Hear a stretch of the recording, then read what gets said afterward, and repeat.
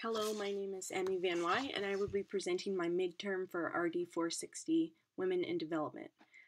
So I have chosen 8 women or moments in history, 4 that relate to U.S. history, and 4 events that are significant to Indigenous or Native American history in the United States.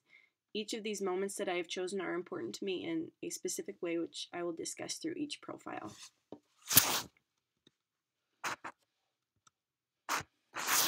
So first, starting in 1889, the first event that I have chosen is the first American Indian woman to receive a medical degree in the United States. Susan LaFlèche Picotte is a significant woman because she had a passion to provide medical care and did everything that she could to get a degree and make her dreams of being a trained physician a reality. It is said that when she was a young girl, she watched an Indian woman die because a white doctor would not provide her with care. This was her inspiration to go to school and care for people that lived on the Omaha Reservation. She did this after graduating and provided care to 1,200 people at the Omaha Government Boarding School. After she got married, she opened up her own private practice in Bancroft, Nebraska in 1894, where she served both white and non-white people.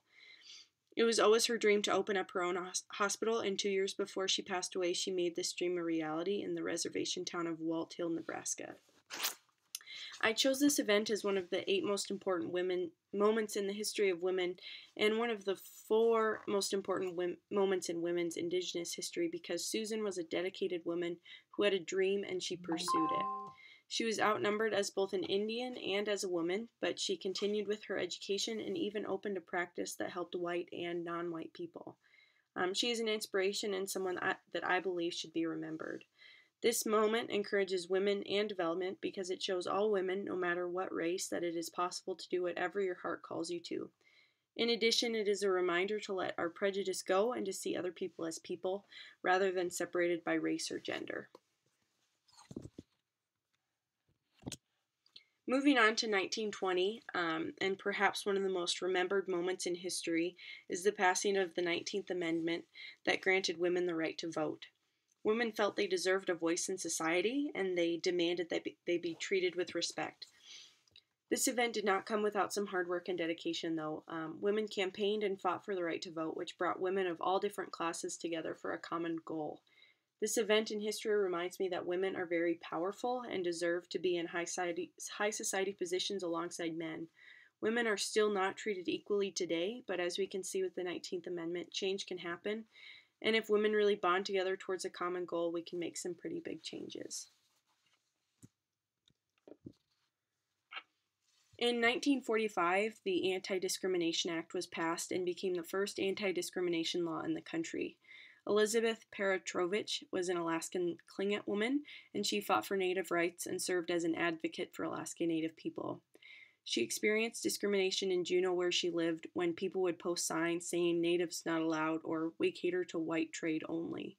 She testified in front of the Alaska Territorial Legislature regarding anti-discrimination legislation and is well known today for her work. I chose this moment for my timeline because before this I really had very little knowledge of this woman, and but after doing some research, I found her to be absolutely amazing. In all of the pictures I found from this moment, she is the only woman standing amongst many men, and I could not even imagine how she felt in that position as an Alaska Native woman. She helped pass very important legislation that helped other Native Alaskans overcome discrimination. She put others before herself and can teach young women today to stand strong even if you're standing alone, and to be an advocate for others. She helped in the development of Alaska by moving the state in a positive direction and teaching others that discrimination is simply something that should not be tolerated. In 1955, Emma Gatewood, who is known to many as Grandma Gatewood, became the first woman to hike the entire 2,050-mile Appalachian Trail, and she became the first person to ever hike the trail multiple times. She was 67 years old when she first completed this hike and made lightweight hiking a popular activity.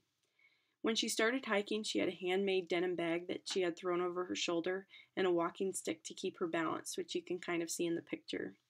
She wore sneakers and brought limited items such as Band-Aids and a shower curtain to protect her from the rain. She never told her grown children where she was going because she didn't want anyone to make a fuss of her dream. She was in a very abusive relationship in the past, and she divorced her husband in a time when it was frowned upon no matter the circumstance. She raised her 11 children by herself as a single parent. Emma Gatewood found that when she was by herself on the trails, life was very simple and peaceful.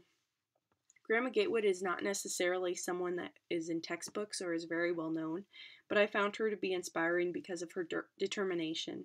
She was determined to make a better life for her children and left her husband to raise all 11 of them by herself.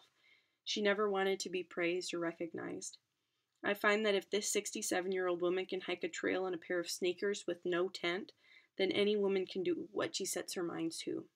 This mindset can help changes happen by women and shows really how strong we can be. A more well-known moment in history is the release of the book Silent Spring by Rachel Carson in 1962. At this time, new technology was being released to increase the quality of life of humans.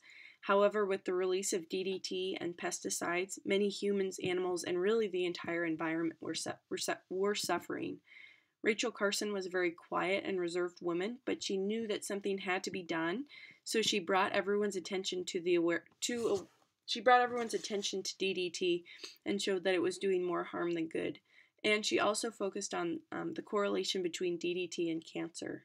With her book, Carson changed the world by showing a different side to the story that was being portrayed through the media of the benefits of pesticides.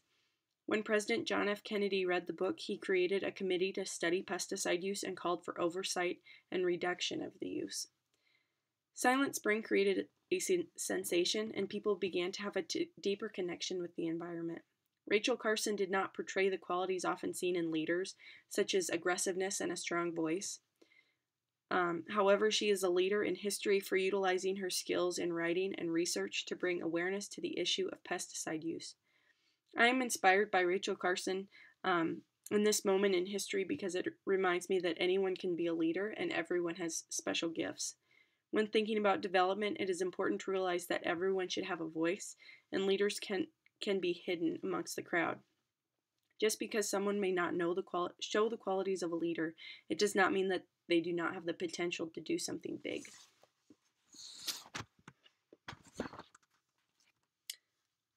Sandra Day O'Connor was the first woman to be appointed to the Supreme Court in 1981. She is remembered in her position as being a guiding hand and often being the person to swing the vote in a number of situations. She was mainly conservative, but made sure that when she was voting on behalf of citizens of the United States that she was really thinking about what the Constitution intended. She was a firm but just woman. Sandra Day O'Connor was appointed to a position that makes some of the most important decisions for our country. I find this moment in history to be important because it opened a door for women in the future and showed that women are powerful and deserve the same positions as men. In addition, I believe that women often offer a very unique and important perspective, and it is critical that they have a seat in the Supreme Court. I find her inspiring and important in history for her bravery to take a position that no woman had ever been in before.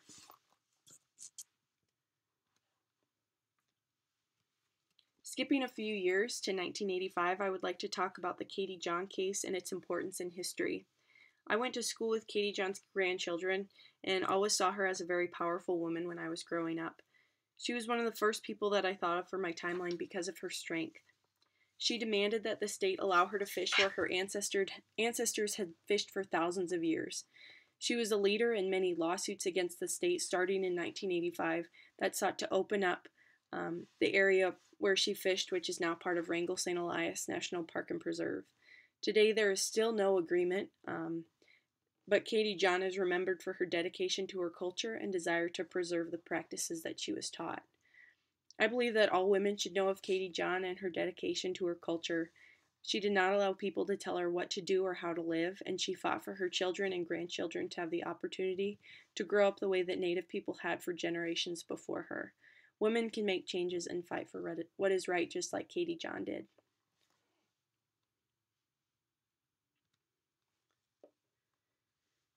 The final woman in this timeline that I would like to focus on in the final moment is Diane Humatewa, a Hopi member from Arizona.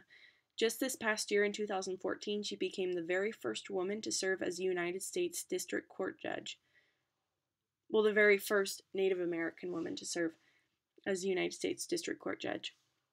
She is only the third Native American person to serve as a federal judge and is currently the only one serving now.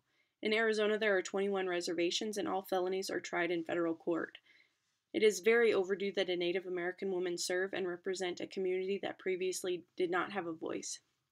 Like other moments in this timeline, it is important that an American Indian serve a position such as this, and even more important that there is a woman with a voice. Many young Hopi women can look up to Diane and see that if she can do it, so can they. This is a powerful moment in history. It sets the stage to move forward and hopefully have more women serve in positions such as this.